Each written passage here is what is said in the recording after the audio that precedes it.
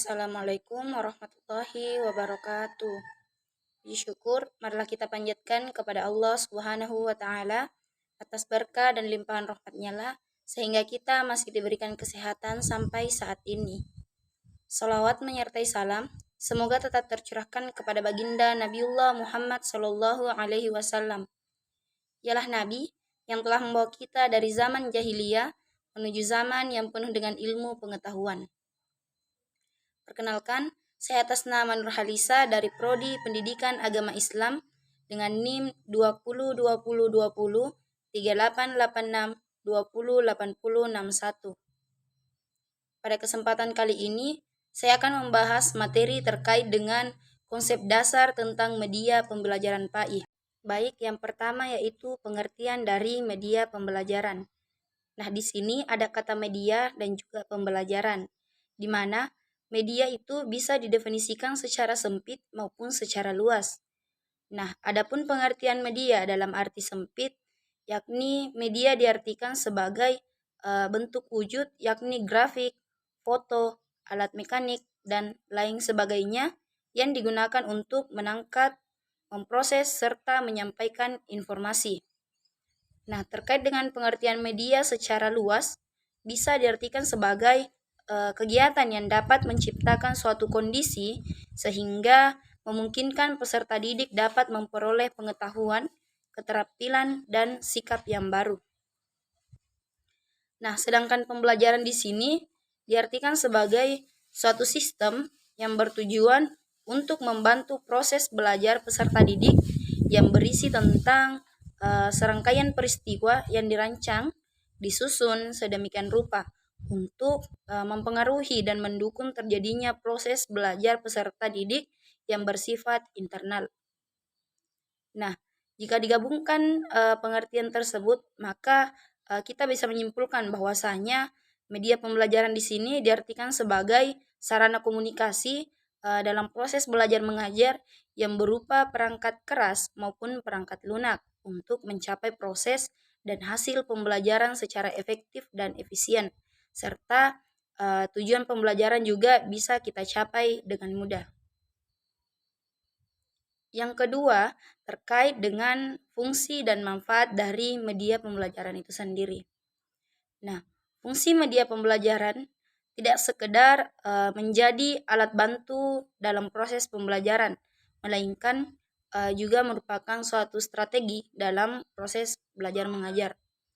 Nah, sebagai strategi pembelajaran, fungsi media di sini terdiri atas beberapa macam.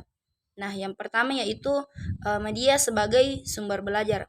Nah, maksudnya di sini melalui media peserta didik bisa memperoleh pesan maupun informasi sehingga membentuk pengetahuan baru pada diri peserta didik itu sendiri. Nah, dalam batas tertentu media juga bisa menggantikan fungsi guru sebagai sumber informasi atau pengetahuan bagi peserta didik. Nah, media pembelajaran sebagai sumber belajar merupakan suatu komponen sistem pembelajaran yang meliputi beberapa hal. Yang pertama pesan, kemudian ada orang, ada bahan, alat, teknik, dan lingkungan yang dapat mempengaruhi hasil belajar peserta didik. Fungsi yang kedua yaitu fungsi semantik. Nah, semantik di sini berkaitan dengan simbol. Nah, saat kita mempelajari suatu arti atau bahasa baru, maka kita akan membutuhkan media pembelajaran seperti kamus ataupun dari orang lain atau narasumber. Nah, melalui media tersebut kita dapat menambah pembendaharaan kata dan istilah serta mendapatkan ilmu yang baru kita ketahui. Nah, adapun peran media pembelajaran di sini yaitu untuk memberikan pemahaman yang benar kepada seorang peserta didik. Nah, berbagai jenis media dapat berfungsi semantik seperti kamus, glosari, internet, radio, TV, dan lain sebagainya yang bisa memberikan kita informasi. Nah, dalam hal ini media pembelajaran berfungsi untuk mengkonkretkan ide dan memberikan kejelasan agar pengetahuan dan pengalaman belajar kita dapat lebih jelas dan lebih mudah untuk kita pahami. Fungsi yang ketiga yaitu fungsi manipulatif. Nah, di mana fungsi manipulatif di sini diartikan sebagai kemampuan media dalam menampilkan kembali suatu benda atau peristiwa dengan berbagai cara. Nah, sesuai dengan kondisi, situasi, tujuan, bahkan sasarannya. Nah, manipulasi di sini seringkali dibutuhkan oleh para tenaga pendidik untuk menggambarkan suatu benda yang terlalu besar, terlalu kecil, bahkan benda yang terlalu berbahaya serta sulit diakses karena beberapa hal, termasuk letak dan posisinya yang jauh atau prosesnya yang terlalu lama untuk observasi dalam waktu yang terbatas. Nah, sebagai contohnya, misalnya proses metamorfosis kupu-kupu. Nah, secara tidak langsung kita tidak mungkin mengamati selama proses pembelajarannya. Nah, untuk itu kita membutuhkan media seperti skema gambar, video, dan lain sebagainya agar kita bisa mengetahui bagaimana proses metamorfosis dari kupu-kupu itu sendiri.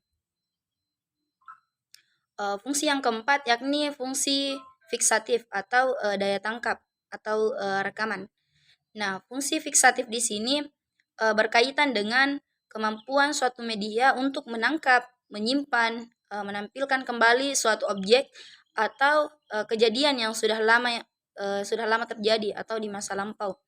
Nah, artinya di sini fungsi fiksatif ini terkait dengan kemampuan merekam media pada suatu proses atau objek dan menyimpannya dalam waktu yang tidak terbatas sehingga sewaktu-waktu kita bisa memutar kembali ketika kita memerlukannya. Nah, di sini peserta didik akan mudah memahami peristiwa-peristiwa yang direkam tersebut meskipun mereka tidak mengalaminya secara langsung.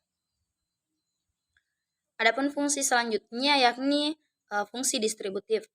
Nah, fungsi distributif di sini memiliki dua fungsi yang ada di dalamnya, yaitu mengatasi batas-batas ruang dan waktu, juga mengatasi keterbatasan indrawi manusia.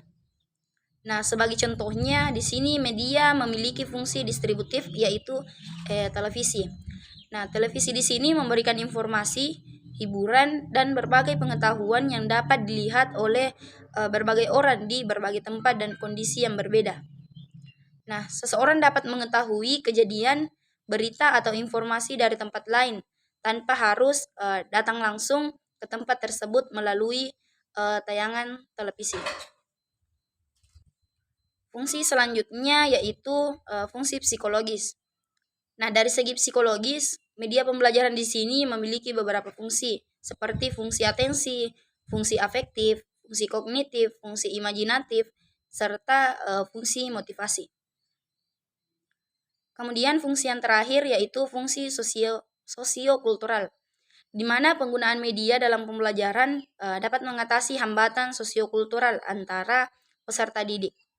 Nah, peserta didik dalam jumlah besar dengan adat, kebiasaan, lingkungan, dan pengalaman yang berbeda-beda mungkin memiliki persepsi dan pemahaman yang tidak sama tentang suatu topik pembelajaran. Nah, disinilah fungsi media, di mana media di sini mampu memberikan rangsangan, memberikan pemahaman tentang perlunya menjaga keharmonisan dan saling menghargai perbedaan yang ada. Nah, misalnya lewat penjelasan guru atau lewat buku referensi atau buku pelajaran sebagai media pembelajaran. Kemudian terkait dengan manfaat media pembelajaran. Nah, secara umum, manfaat media dalam pembelajaran adalah memperlancar interaksi guru dan siswa dengan maksud untuk membantu siswa belajar secara optimal. Nah, namun demikian secara khusus manfaat media pembelajaran juga terbagi menjadi beberapa hal, termasuk yang dikemukakan oleh Kemp dan Dayton pada tahun 1985. Nah, yang terdiri atas yang pertama yaitu penyampaian materi pembelajaran dapat diseragamkan. Yang kedua, guru mungkin mempunyai penafsiran yang beraneka ragam tentang sesuatu hal. Nah, melalui media penafsiran yang beraneka ini dapat direduksi sehingga materi tersampaikan secara seragam. Manfaat yang selanjutnya yaitu proses pembelajaran juga menjadi lebih interaktif. Nah, jika dipilih dan dirancang dengan benar, maka media dapat membantu guru dan siswa melakukan komunikasi dua arah secara aktif. Nah, tanpa media akan cenderung berbicara satu arah kepada siswa atau anak didik. Manfaat selanjutnya yaitu kualitas belajar siswa juga dapat lebih ditingkatkan melalui dengan adanya media pembelajaran. Kemudian proses pembelajaran dapat terjadi di mana saja dan kapan saja. Kemudian dengan media proses pembelajaran menjadi lebih menarik. Nah, hal ini dapat meningkatkan kecintaan dan apresiasi siswa pada ilmu pengetahuan dan proses pencarian ilmu. Kemudian dengan media, guru tidak perlu lagi mengulang-ulang penjelasan, namun di sini guru dapat mengurangi penjelasan verbal atau secara lisan, sehingga guru dapat memberikan perhatian lebih banyak kepada aspek pemberian motivasi, perhatian, bimbingan, dan lain sebagainya. Kemudian terkait dengan latar belakang penggunaan media. Nah, media pembelajaran merupakan sebuah sarana pembelajaran yang digunakan oleh seseorang dengan menggunakan alat yang dibuat untuk memudahkan dalam penyampaian materi ketika mengajar di sekolah. Nah, hal seperti ini sangat membantu seorang pendidik dalam mengajar proses pembelajaran di sekolah dan merupakan solusi untuk membuat siswa senang ketika belajar dan di mana kondisi kelas itu sedang tidak kondusif sehingga siswa tidak merasa jenuh. Kemudian media pembelajaran di sini dapat membantu proses belajar siswa yang diharapkan dapat mencapai tingkat keberhasilan hasil belajar siswa. Nah, alasan penggunaan media pembelajaran di sini dalam proses belajar mengajar yakni pembelajaran itu bisa lebih menarik perhatian siswa sehingga menumbuhkan semangat siswa dalam belajar. Nah, bahan pengajaran akan lebih jelas dipahami oleh siswa dan memungkinkan siswa menguasai tujuan pembelajaran yang diajarkan pada hari tersebut. Kemudian yang terakhir terkait dengan urgensi media dalam pembelajaran.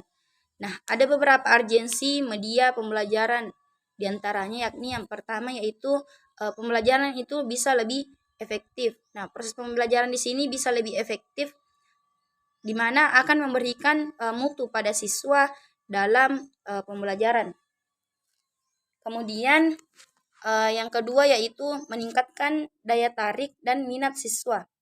Nah, di mana siswa yang cenderung tidak menyukai proses pembelajaran yang bersifat membosankan, tentunya di sini tugas utama para pengajar yaitu untuk meningkatkan daya tarik dan minat siswa. Nah, salah satu cara meningkatkan daya tarik siswa ialah dengan menggunakan media pembelajaran. Yang ketiga yaitu proses pembelajaran menjadi lebih asik. Kemudian yang keempat mengembangkan kreativitas dalam proses pembelajaran. Dan yang terakhir yaitu meningkatnya motivasi dalam pembelajaran.